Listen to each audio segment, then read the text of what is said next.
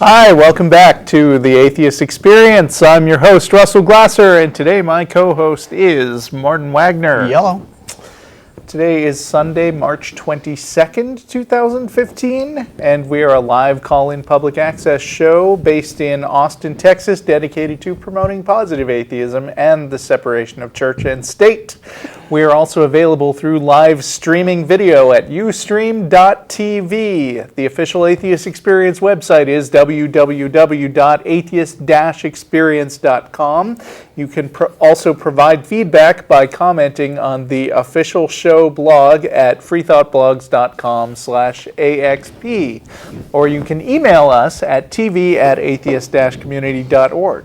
If you enjoy this show, please check out our related podcast, The Nonprofits, currently airing on the first and third Wednesdays of every month. You can find links at the Atheist Experience website, and the next Nonprofits will be recorded not this week, but next week.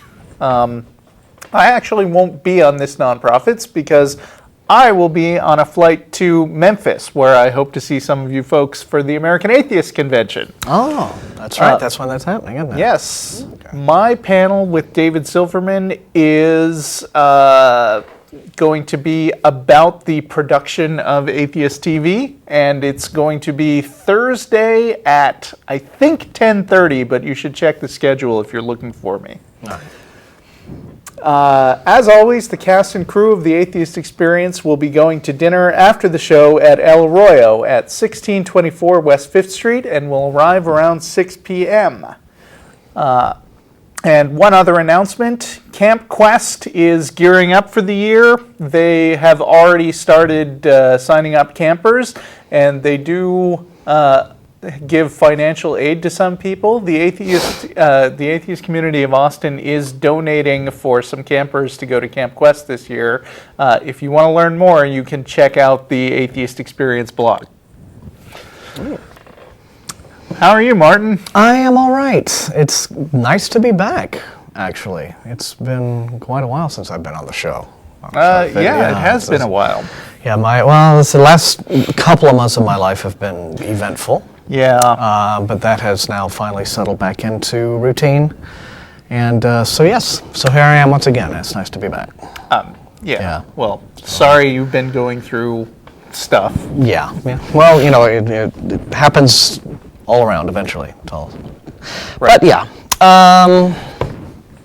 It's almost kind of, it's like, oh, hello everyone. Hello again, world. Anything interesting happening? I mean, anything good happening with you? Just apart from being like back at work, on various projects and just sort of, again, sliding back into the routine of life, which I was, missing, but, it just feels good. Cool. I want to gin up my geek credentials. I spent a lot of last week completely replacing my CPU and motherboard for my home computer. Because you couldn't stream games. Yes. Wow. It was terrible. Now it's much better, and I can finally enjoy better some of the games that I bought over Christmas, like Shadow of Mordor. Okay. So is that what you're going to be streaming next? I don't know. When I do stream, I haven't been lately, but Mondays is often a good time. You can check me out at twitch.tv at /rglasser27, I think. Yeah, something like that. Or you can check out my tweets. Anyway. It's fun to do. Self-promotion. Why not? Yeah. So there it is. Self-plugs. Steve that's right, the phone boxes still don't work, and you can not bother sending in complaints because we have no control over it. Yeah. Seriously. Which is surprising. Really. We can't accept donations to fix this equipment in the studio because it's not our stuff. Line 4, Steve in Phoenix. Hello. Hello, Steve. How you doing? Okay. I'm all right. Have you called before? Yeah. Okay. I'm going to keep you to, let's say, 7 minutes. Okay. It may not take that long. I don't know. All right. Okay. Basically, I watched a couple of YouTube's debates between Matt D and Matt Slick. Uh-huh. Okay, on the tag argument. Okay. Okay. And during that debate, they were talking about laws of logic and whether or not they were absolute. Okay, Matt took the position that yes, they were, and he posed the question that if the laws of logic were absolute, then no mind was required. Okay, so he posed the question: is a rock a rock? If we remove all the minds, is a rock still a rock? And he said that he didn't see any reason why it wouldn't be. So yes, it is. Okay. And that's where I don't understand. That's what I need clarification on, because I looked at that question, and for the life of me, I couldn't figure out how he came to that, because, if it's a label, then obviously it's something that we put on it, and it's not a rock if we don't label it. So for minds of God. No. You're mixing up terminology with. Think of it this way. You're right. Like, the rock may just be the label we put on the thing. The law of logic may simply be the principle that we have come up with to describe a condition of existence. But the condition still is what it is, even if there is no mind there to perceive it. So in a universe with no living, thinking beings, it would still be the case that A equals A and A does not equal not A. Okay. So that would just be, Okay, so he's not actually talking about an actual rock then. Well, that may have been an example he was using, but it's probably better to just talk in general, like in general symbolic terms. Say, A is A is not A. Because you could say rock, refrigerator, whatever. It's probably, but if it makes it more easy to understand, referring to it in those terms, that I think is really what he meant. Okay, so that's what I say. If you can't use, so you can't really use any kind of analogy, because our reality is relative, right? I mean, everything's constantly changing, so you could, a rock. No, that's not right. No? Okay, well, let me ask you this. If I have a rock in one hand and dirt in the other, can I call both of them rocks? I mean, they're made of the same thing. You can call them both hippopotamuses if you want. Language is a different thing from what they actually are. Well, that's what I'm saying. Right. That's where I get confused. Is if I have a rock, they're made of the same thing. Okay? Well, then think of it this way. Think of it as like, is it matter or is it not matter? Right. I mean, do you have something in your hand that is made out of matter? Do you have something that is A, represented by the symbol A, or is it whether you are there to hold it in your hand and perceive it or not? That item, that piece of matter, that thing that exists, would be what it is, and it would not be not what it is. Yeah, right. I mean, it's the whole idea being basically that people are limited in their perceptions of reality, but at some point we all have to sort of agree that there is a reality to observe. There is a thing outside of my personal subjective experience that I am trying to accurately describe when I say I know something is true or not. You see what I'm saying? Okay, well, I understand. So there is an absolute reality then. Sure. Okay, but I mean, as far as I'm aware. Then this is not it. What do you mean? How would you? Well, because if something is absolute, doesn't that mean that it is not changing? No. That's not what absolute means? Is unchanging? No, time is another dimension, just like things in space. So when you go from here to here, like you start over here and you've got an air molecule, and you start over here and you've got a piece of the table. Moving along, the universe is not uniform in space because there are different things in different places.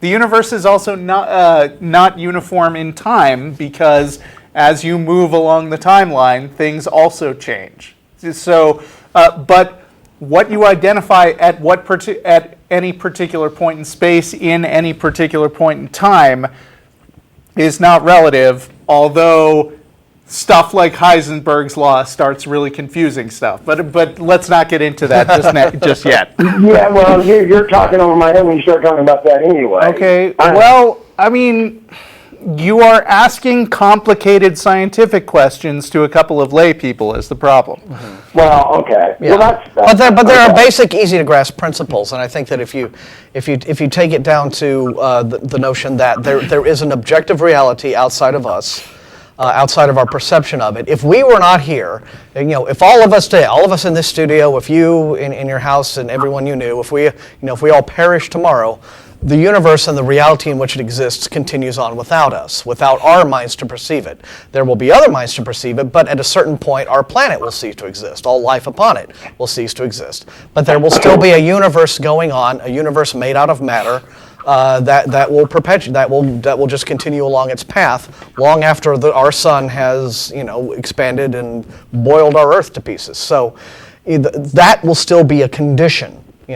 So it's, if you just want to talk about the laws that we use to describe these conditions, and these are very, very basic conditions like the law of identity and excluded middle and what have you. These would be things that would be valid regardless of whether or not we are here to experience them and to put labels on them. Okay. That's really all.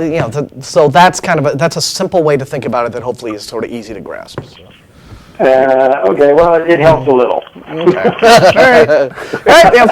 Philosophers have pored over this stuff since before the ancient Greeks. Right. I know. Now, they ain't figured it out yet. There may not be an answer. All right. Thanks for calling. But thanks very much for the calling. Bye. Line 3, Scott in Mississippi. Hey. How's it going? Hey, how are you? Hey, Martin. How are you? I'm doing pretty good. Okay, I'm an atheist. Mm-hmm. My question is this. I have a friend who is a young Earth creationist. Mm-hmm. And unfortunately, he's also a public school biology teacher. Wow. Oh, dear. Yeah, that's... Put the cat among the pigeons there. Okay. Yeah. And so I know, and I've known for a while... What grade level? I don't know exactly. I think it's like 4th to 6th, kind of somewhere in there. Okay, so I didn't go through any evolution teaching until I was in high school, and even then it wasn't very well done. Well, I know his evolution because he told me that. Okay. Yeah. But he prefaces it with, this is bullshit, basically. Oh, that's the worst of both worlds. This points, I think, just to a general problem that we kind of have in our educational system, which you have teachers who are getting into this network where everyone's underpaid and it's it's thankless work. And you do not necessarily have to be this highly qualified, credentialed person with this lengthy list of CVs in order to be something like a junior high school or elementary school biology teacher. Yeah, and I want to clarify that teachers work very hard and do important work, but they're not scientists. Yeah. Like Right. they are teaching subjects that they know enough about to teach the subject. Yeah. Well, see, that's what's strange to me, because this particular guy actually has a bachelor's degree in animal science. Okay. Okay.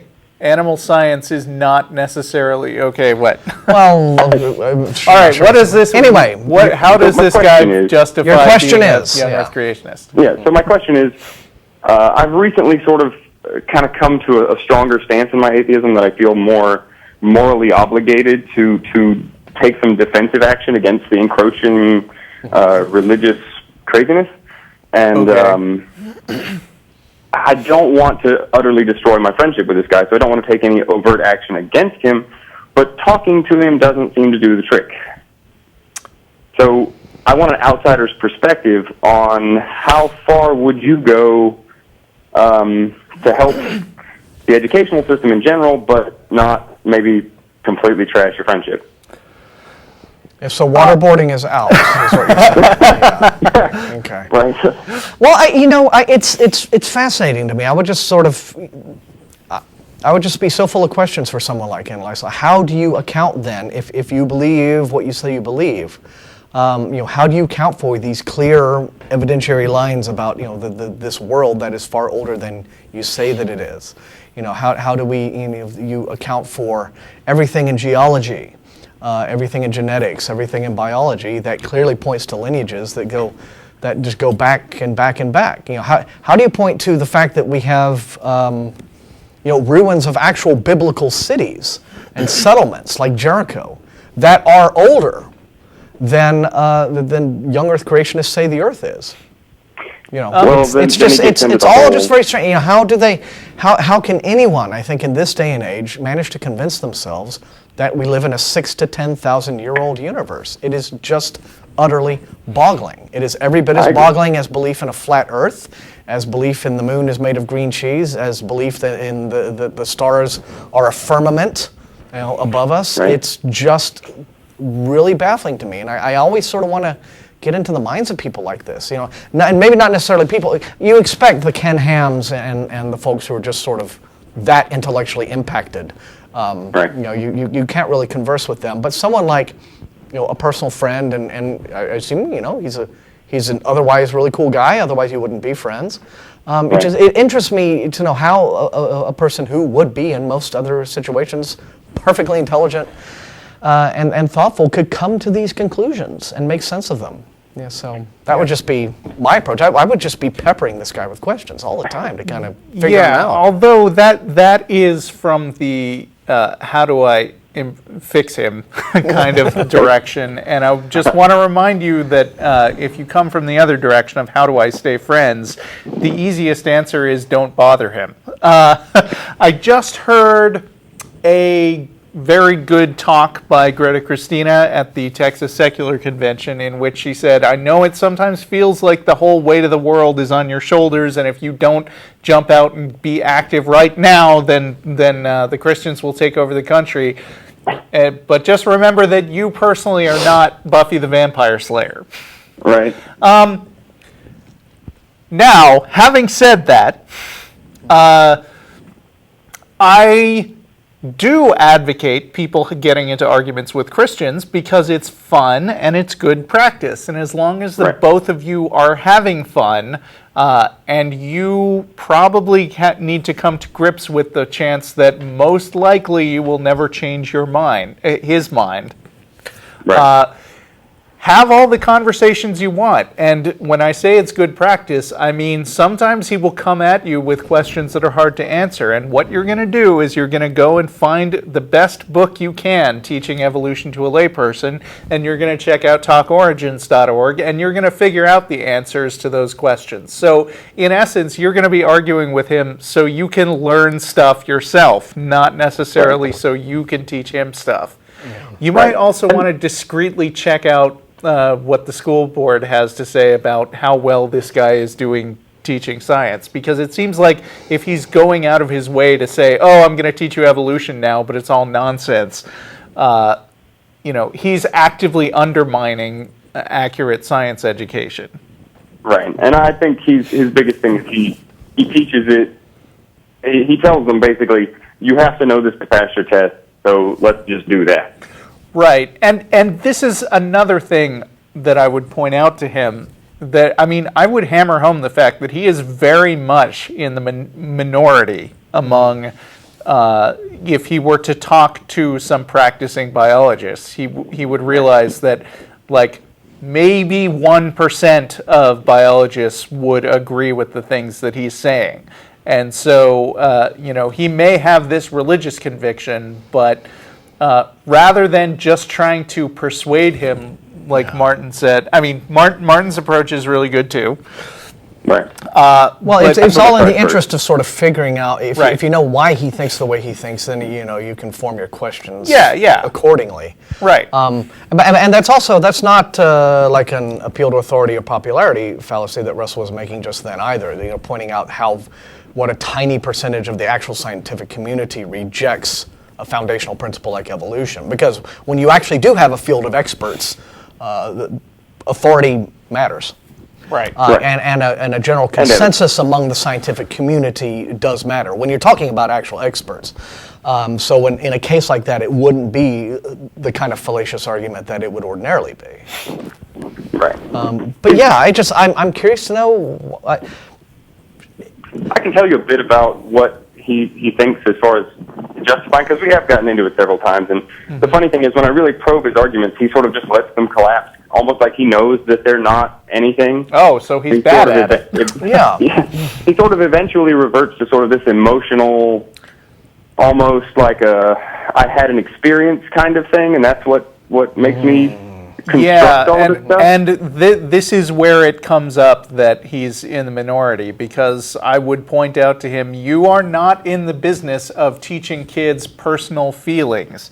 You are in the business of teaching kids, accurate, accepted science. And if you were to preface some of your math lessons by saying, hey, look, we've been to, you need to write down that you can calculate the volume of a rectangular cube thing by multiplying the width times the height times the length. But really, that's nonsense. He would be doing a poor job teaching. You got to know this Pythagorean theorem thing just for the test. But really, but it's a big conspiracy. If I know in my heart that God just made numbers to be pretty things on birthday cakes, then that's really all you need to. Right. And he does go into the whole science is a big conspiracy sort of thing, and he believes in like the whole pre-flood canopy and the literal flood and all. Yeah, he needs a new job. And I mean, you can still be sympathetic to him and say, look, man, I know your experiences make you feel these things, but keep sight of what your job is. Right. Yeah, and that's kind of where I've come up to, but then I've kind of hit this point where I feel like, I guess maybe I am guilty of a little bit of feeling like I'm Buffy the Vampire Slayer, but well, I mean, it's not an ignoble cause to fight for, right? I mean, we're talking about a man who is an educator, who's in a position to shape young minds and all that sort of thing. Yeah, so he has a responsibility to the fact, and expanding upon, I guess, what we've been talking about. And I don't know if this is the case specifically with your friend, but I do know that there are, among evangelical Christians, many of them want to get into these teaching positions specifically and very deliberately to understand children's comprehension of accurate science, to get to sneak creationism in there however they can, or not even sneaking it, just boldly and out and defiantly teaching creationism in grade school and high school, public school science classes as if it were science. And they get to a certain point where they just feel, we don't care anymore. We don't care what the law has to say about this sort of thing, about separation of church and state.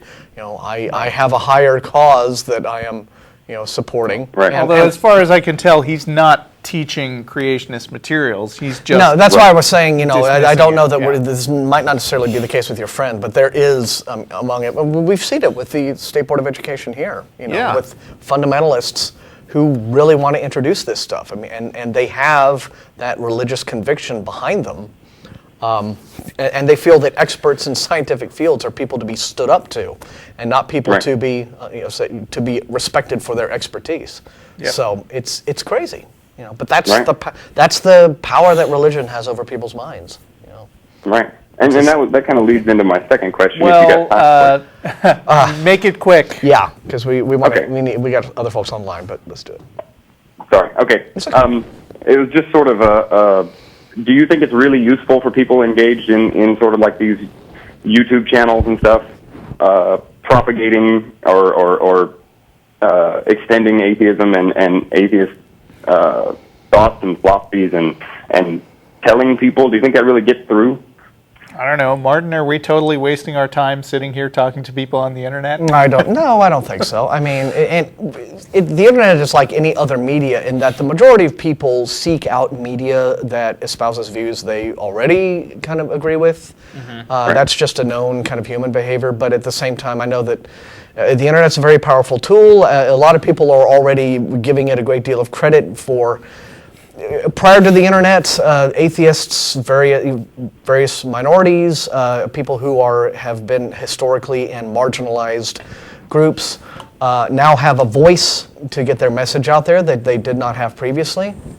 And so this has led to, I think, a real sea change in kind of public attitudes about things like social justice. And there are people out there who love that old status quo who hate that, right? So in that regard, I think YouTube, very powerful tool. whatever, social media. And so, yes, I do think atheists should exploit that and use it and make it a platform. And whether or not we end up preaching to our own choirs, just like everyone else, there's still someone else. We get email. We've done this show now for a decade and a half or more, and we know that it's had an impact globally because we hear from our viewers. So we get lots and lots of people writing to us saying, I never believed in God, but I never had a term for it, and now I'm much more outspoken myself. Or I did believe in God, I've kind of abandoned that idea. I'm still not ready to call myself an atheist, but I don't have I'm not as firm in my religious convictions as I used to be, and all that is progress. Good. Well then, good. That will definitely help spur me forward. All right. Thanks for the call, man. We appreciate it. Thank you. Line 1, Silas in Seattle. Hello, guys. How you doing? Hello. Good. How are you? We are well. This is my first time talking on a show, so I'm kind of nervous. That's okay. Not to worry. We're Nice people. Yeah, we won't hate you, the audience might. No, I'm just kidding. Yeah, well, screw the audience. Yeah. Exactly. That's what I always No, they're say. the people who write us our amazing letters. No, the hell with them. Yeah. Screw all you guys. So, What's up? So I'm wondering. I'm agnostic. I don't entirely not believe in God, but I don't really believe in God either. But my question is, and this is kind of a legitimate concern of mine, is do you think America is vulnerable to becoming a theocracy? Do you think that that there are people that are actively working to put more biblical standards in a court of law? To that second question, yes and duh. Yeah, absolutely. So, because I noticed that you guys said that you're the part of the purpose of the show is to keep religion separate from state. But like this TV, but and that's great. But I feel like we kind of need a stronger force against that than just a TV show. I feel like more and more people who actually have power are just all about let's actively make everybody share our faith. Well, that's been the case for hundreds of years. Well, thousands of years, really. But it's within the last few decades, I think that atheists have started making more inroads into politics. As recently as sometime in the 2000s, the Freedom from Religion Foundation did a survey to find out if there were any elected members of Congress who were openly atheist, because they didn't know at the time. And they only found out when Representative Pete Stark answered the survey and said, yeah, I'm an atheist, and that, and Lone he certainly voice in the didn't wilderness, run on yeah. that, and he left office not that long afterwards. But since then, a number of new people have been openly running for Congress, like both the House and Senate, as atheists, and they're not necessarily winning, but like Bernie Sanders came out as an atheist, again, just as he was leaving. Thanks, Bernie. We have almost no Democratic candidates for this election. They're all Republican, and they're all at the same standpoint, as far as I'm aware. Correct me if I'm wrong, but well, the only reason we don't have a ton of Democratic candidates is because nobody really wants to go up against Hillary Clinton for now. I'm not saying that as an endorsement, good or bad. I'm just saying that's the way it is. There are people who could run against her, but they aren't. Yeah. right. Yeah. But what you asked is not a yes or no question. Like it's not a binary state where you flip a switch and in one state it's perfect, godless, utopia, and in the other state it's suddenly Iran. There are greater or lesser degrees of religious encroachment on government. Right. And some people in some parties would really be much more enthusiastic about strongly pushing sectarian laws. And it's important to fight those as they come up. Right. I kind of always had this fantasy of America's like just on the verge of becoming this violent theocracy, and it depends on a huge debate. So we hire Matt from the show as our debate assassin. Yeah, that sounds like a good movie and an unlikely real life scenario.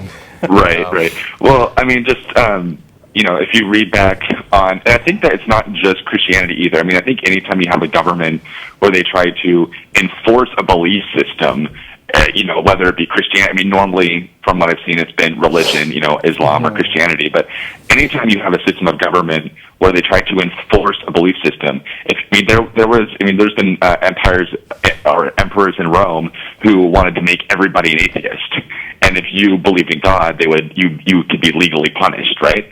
There was nothing that you could, you couldn't mention God, you couldn't have anything religious. I'm not sure that versa. Rome is the right example, but I mean, I certainly do not support. Because especially anybody. after Constantine. Yeah. Right. But I know the idea is what is. We have to understand just sort of what the laws are in our country, what our Constitution says, and then you have to pay attention to the way in which the people who are theocratically minded, and there are a great many of them, and they're well funded, and they're very, very active. It pays to understand that they're operating from this sense of religious fervor, and one problem is that too many people on the other side don't have that same fervor. And I think that what we saw, for example, in the last midterm elections, when you have this Republican sweep, and then everyone was like, "Oh God, what? How did this?" It was I think a great deal of apathy. I saw an editorial cartoon that essentially kind of summed it all up, where you have, I guess, like the stereotypical conservative Christian Republican raving about how he'll crawl over hot coals in order to get to the polls to prevent and to keep America good and godly and Christian and what have you. And then standing next to him was the stereotypical Democrat who is, I guess, this kind of college chick going, voting, can I do it on Twitter?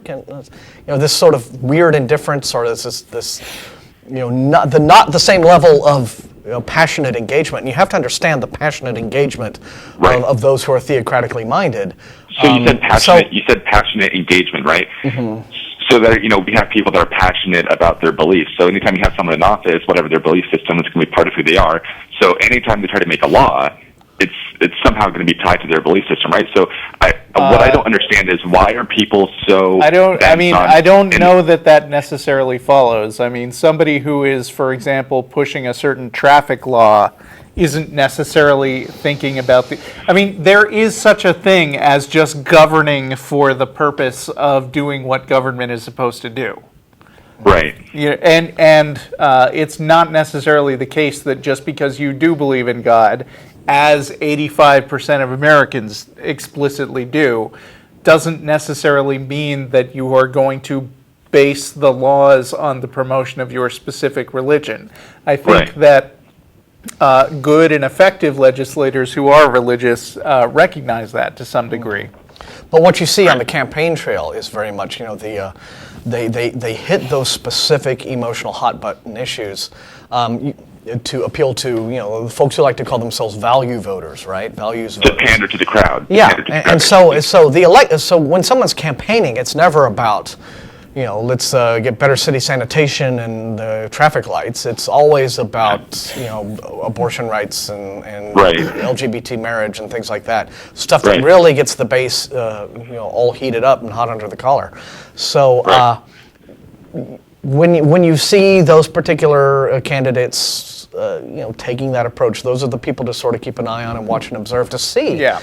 And then notice when they do get into office and when they get into the position of actually trying to write bills and things, they do understand what the Constitution has to say about no, we're not a theocracy, and so they come up with language that sort of gets around it. So instead of these laws being the oppressive things that they really are, laws that are designed to discriminate against folks who don't share their belief system, they reframe them as religious freedom laws.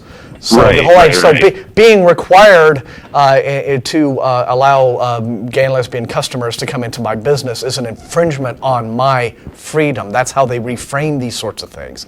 So to try to make them seem, they make it look one way, but it's really another way. Precisely, yeah. Right. So these are the kind of rhetorical tricks that and it works with their base, right? I mean, the base just kind of swallows it up because they are looking for these justifications to violate what they know the Constitution makes abundantly clear, that church and state are separate things. We are so not they're being clever. They're being clever. Yeah. Well, I think they're being clever, but they're being dead obvious. But they're but it's it's a real approach that they're really taking, and it needs real solutions to combat it effectively. See, that's my concern, is that they don't realize it, but they are more or less, what they're electing is something that is reframed as religious freedom, but behind it, it really is going to turn out to be oppression, right? Yeah. Well, in specific cases, like specifically in the examples that I listed, yeah.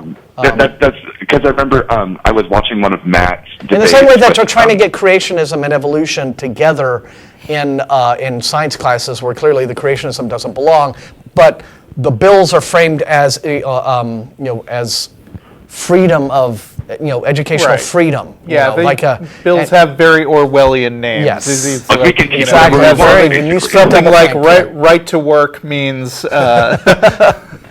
Right to get paid less and right to get fired at will. Mm-hmm. Right. Right to have absolutely no protections. Yeah. Anyway, I think we're probably going to move on. Yeah. Okay. But hopefully that addressed. Thanks for calling. Thanks for having me on the show. No problem. Appreciate the call. Good question. Yeah, you too. Bye. Line 4, Steve in Pennsylvania. Hi guys, how you doing? Hi, Steve. Just a quick question. Uh-huh. If there is no God, does it really matter what I believe? Well, yes. Who should what you believe matter to? I mean, Yeah, it should at the very least matter to you, right? Matter to whom? Yeah. To me, does it matter what I believe? I think it probably matters to you. I mean, but that would be a question for you to answer. Whether or not it matters to me depends on how much you leverage those beliefs to infringe on my rights. Okay. But I mean, if you disagree with me, but your disagreement doesn't affect me in any way, I probably don't care that much. Okay. Well, can you list a particular thing that you do believe, and then we'll discuss whether or not it matters to you.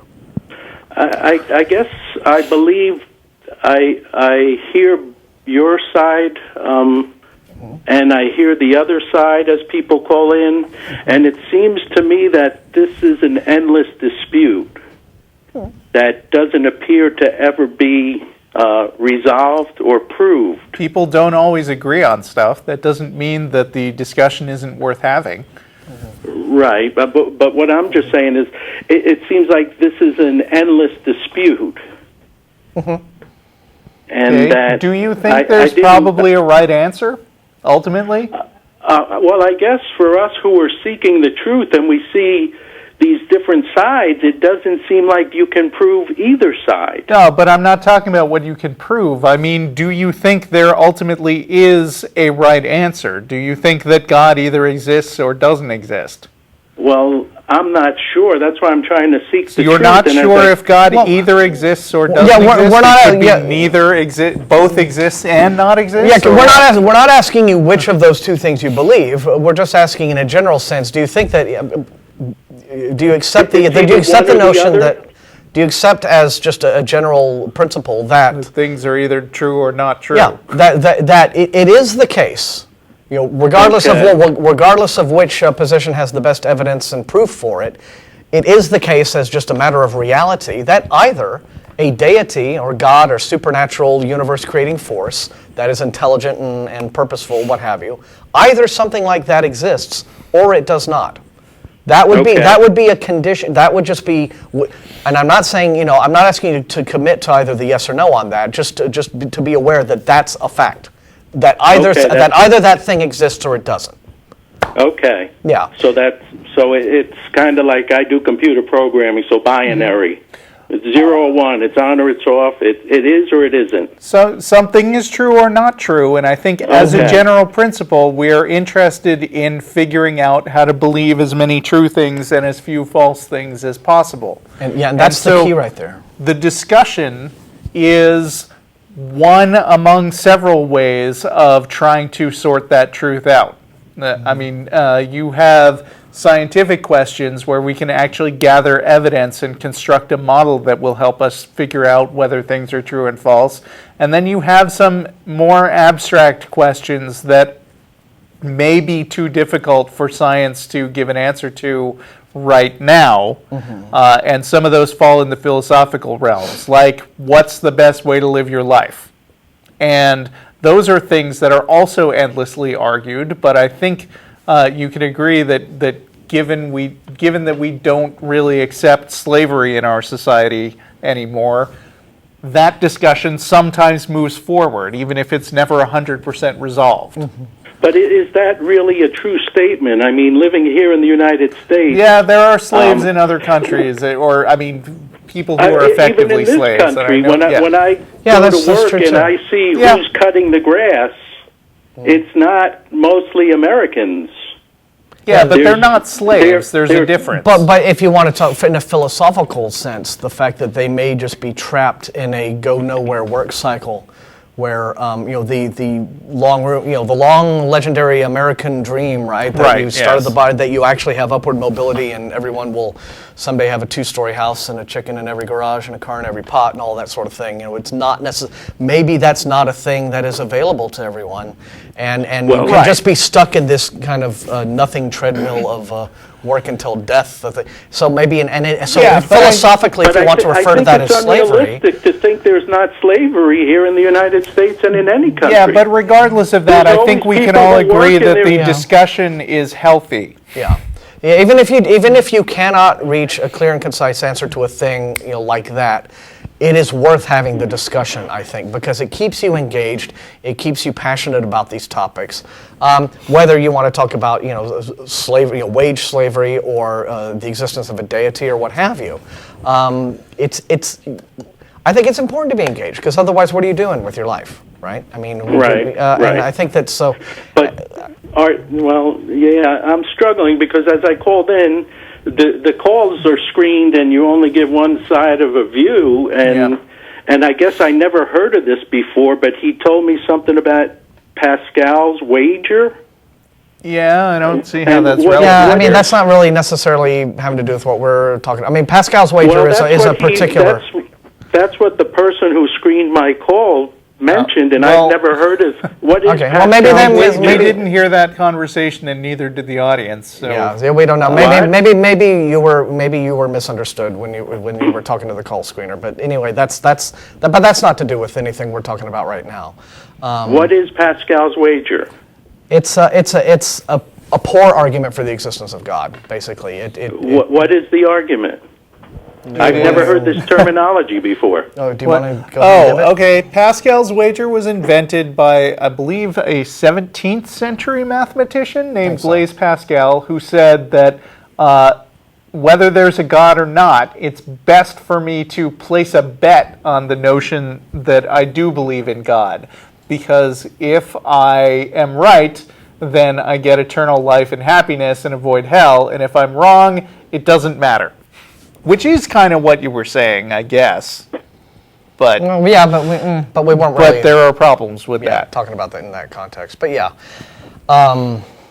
You should look it up. I'm sure there's an excellent Wikipedia article. Or better yet, ironchariots.org. But generally, I think that these kinds of conversations, even if we can't resolve them right away, are worth having, simply because people do reach conclusions without the definite hard proof, the irrefutable evidence. They embrace beliefs for any number of reasons, whether it's just a sense of emotional comfort, or maybe they legitimately think that they've reached the right answer to something, even if it's a topic that continues to be disputed. And from that, those beliefs inform actions. And so that's when it becomes important. So talking about the question of gods, whether or not we can never really finally just get right down to the hard truth about whether there is one or not, the world we happen to live in is a one in which a great many people do firmly believe that a God exists, and a tiny subset of those people do things like, hey, let's form a club and call ourselves ISIS and go around slaughtering people. So that's a real consequence, and so we need to continue to have the discussion because, certain people don't play well with others, and they use these beliefs to justify certain things, and so we need to always be engaged in the discussion. So, alrighty. That's what I think. I want to thank you for your time. And thanks for the question and the call. I hope we all find out what the truth is. But even if we don't, we can live with that. Okay. Take care. Thanks. Take care. God, it's a big giant one. Pikachu. What? That's we all die and we see Pikachu. Oh, yes. And he gives us a big hug. And we're like, Pikachu, what is the meaning of life? And he's like, Pika. And it all makes sense in one epiphany. Pani in Chicago. Did I pronounce that right? Sure. Hello? Hello. Hey, how you doing? Can you hear me? We can hear Yes, you. I can. Okay, just right quick, I wanted to offer a compliment and a thank you to Russell. Oh? Because I'm a pretty new atheist, and one time on the show you were talking to a guy named JR, I think. Uh-huh. And listen, that's kind of when I was like struggling and questioning, and you were just so like logical and made so much sense. And it just really helped me like actually be able to admit to myself that I have no belief in God. So thank you. Good. Thanks for telling me. Just logical. So my basic question was, I'm a black woman with a largely religious family, and I suspect that some of them might be atheist. And I was wondering if you guys, both you, and hi Martin too. I didn't mean to exclude you. Sorry. Oh, that's okay. I'm only about 5/7 as logical as Russell, so I fully understand. You're still, yes, that's still incredibly logical. That is true. Yes. My dog looked at me earlier today like what I just told him was the most sensible thing he'd ever heard in his life, and he never expected to hear anything half so sensible again. So I knew at that moment that my logic skills were A+. Excellent. Alrighty then. Well, congratulations. So I was just wondering if you guys had any tips on how to like talk to them and find out how to winnow out the closet atheists. Yeah, you're trying to suss out the non-believers. And, yeah. Okay. An approach that has worked really well for me in a crowd of strangers is saying something kind of funny about something that is so extremely fundamentalist that they can't possibly reasonable people can't possibly disagree with it. Like there are. I'm having trouble thinking of an example where the context came up, But like, man, can you believe those people who want to like kill all gay people? Those exist. And generally like get people on your side and then maybe poke around the edges and see if you can make a slightly more daring statement. And if they don't agree with it, then you can always just pull back and say, oh yeah, well, I guess we'll agree to disagree about that one. Well, I'm but assuming you don't have to go all the way to atheism. I'm assuming that these relations have, said something at some point to kind of drop hints to you, because otherwise you wouldn't suspect that. Oh, maybe you have a closet atheist brother or something. So I don't know. You could just slowly kind of feel them out, but at the same time, I don't know. I mean, I wouldn't put too much importance on doing that in terms of, I gotta, let's get this figured out and allow it to just. I think that it's always most important first and foremost for people to have good relationships with their families.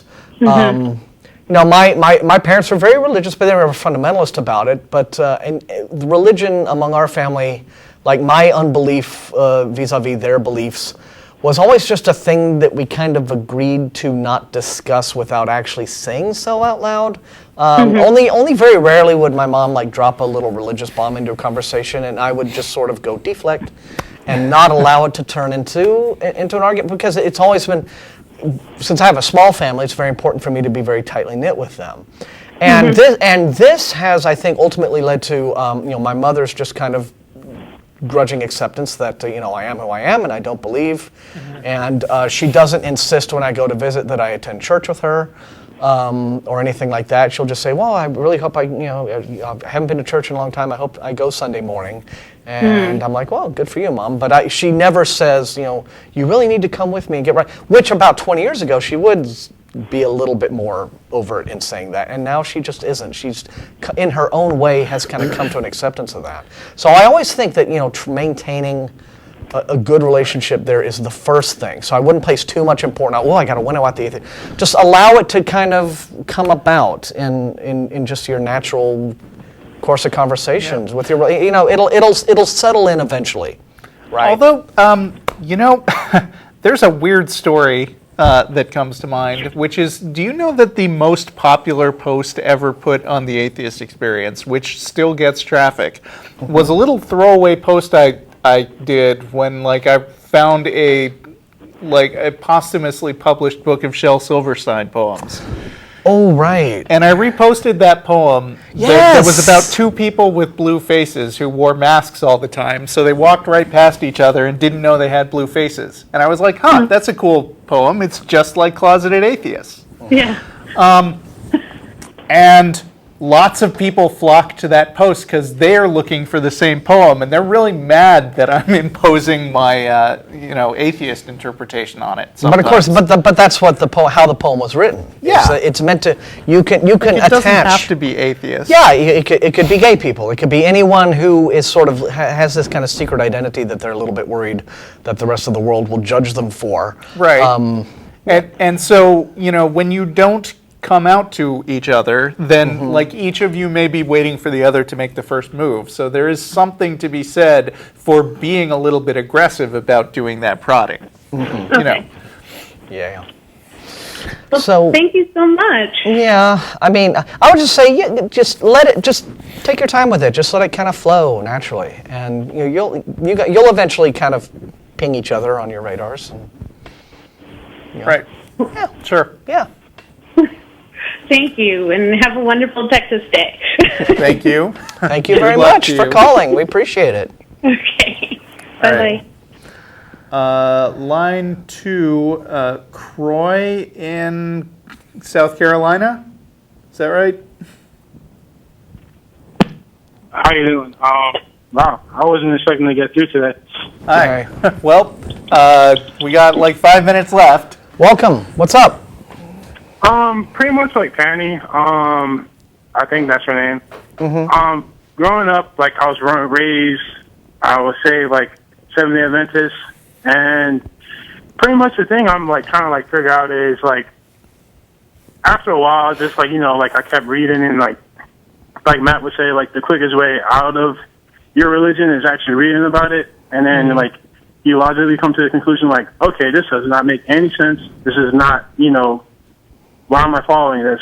And then you all right, I'm an atheist. But interesting things happen for I think black atheists is because church is pretty much the place where you go commune, and it's pretty much your second family. But after you alienate yourself from that, it's pretty much oh man, I'm by myself. You can't really hang out with people anymore. So the opposite side of that is I don't know, I have friends now who aren't religious, but they're not Abrahamic religious, but they're I don't know, they're on the other side. They believe in that the origin of people on this earth is that some spaceship of green people created black people, and essentially that was the Egyptian empire. So I'm between two weird places. I'm on my family's a Christian. I'm sorry, you have to go ahead. Yeah, no, we're just listening. No, it's sympathetic noises. I'm fascinated by this notion of green alien people creating black people. It's yeah, I mean, I would like to subscribe to that newsletter. Yes.